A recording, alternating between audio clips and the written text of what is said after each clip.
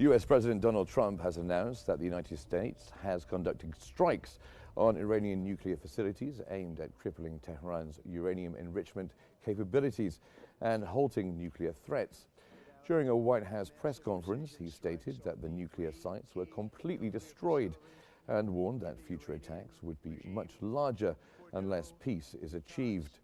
Trump asserted collaboration with Israeli Prime Minister Benjamin Netanyahu, emphasizing U.S. responsibility for Israel's protection.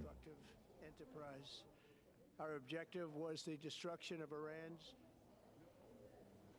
During a press conference, U.S. Secretary of Defense Pete Hegseth has stated that U.S. President Donald Trump emphasized that Iran must not acquire nuclear weapons. He claimed that the Iranian nuclear ambitions have been eliminated and described the bombing of Iranian nuclear facilities as a bold move by Trump. Hegseth also insisted that the strikes did not target civilians and warned that the U.S. would respond decisively to any threats to its interests or people. Devastated the Iranian nuclear program. It's worth noting the operation did not.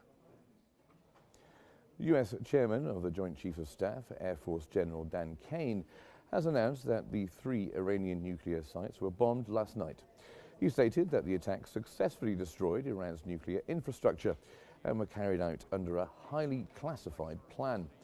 Kane added that the Central Command executed the strikes on orders from President Trump, with American submarines participating in 12 attacks on Isfahan, targeting the weakening of Iran's nuclear weapons and infrastructure. I'll refer you to the graphic on the side as I walk you through some of the operations. Iranian President Masoud Pezeshkian has condemned the U.S. strike on Iranian nuclear sites as an act of aggression, asserting that Washington intervened only after Israel's failure to respond to Iran's military actions. He characterized the U.S. as the primary instigator of Israeli hostility towards Iran, noting that the U.S. initially tried to hide its involvement but had to act when Israel could not manage the situation.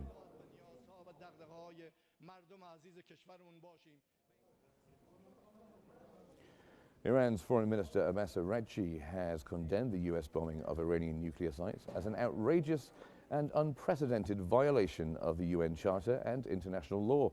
He asserted that the warmongering United States administration is entirely responsible for the dangerous repercussions of its actions.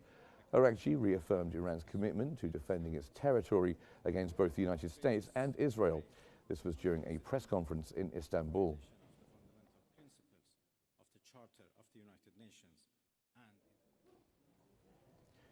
Iran's top nuclear safety official has assured citizens that no radiation had leaked following U.S. airstrikes on 3 nuclear facilities.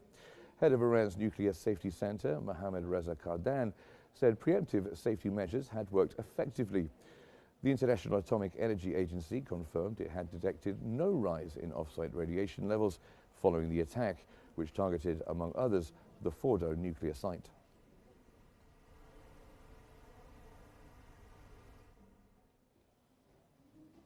France has expressed concern over U.S. airstrikes targeting Iranian nuclear facilities, calling for restraint from all parties and a return to diplomacy. In a statement posted on X, Foreign Minister Jean-Noël Barrot confirmed that France had no role in the strikes on their planning, emphasizing the need to avoid further escalation. He stressed that protecting French citizens and interests in the region remains a top priority.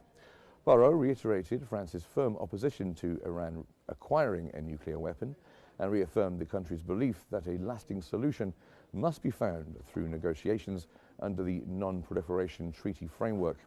He also noted that the International Atomic Energy Agency's confirmation that no elevated radiation levels have been detected following the attacks.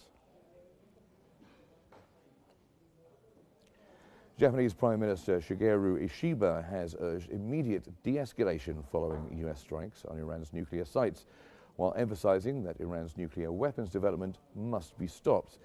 Ishiba said his government is closely monitoring the situation with grave concern. He confirmed that so far there have been no impact on Japan's stable energy supply, but ordered continued vigilance and preparedness. Ishiba did not explicitly state whether Japan supports the U.S. military action, saying the government will review the matter carefully.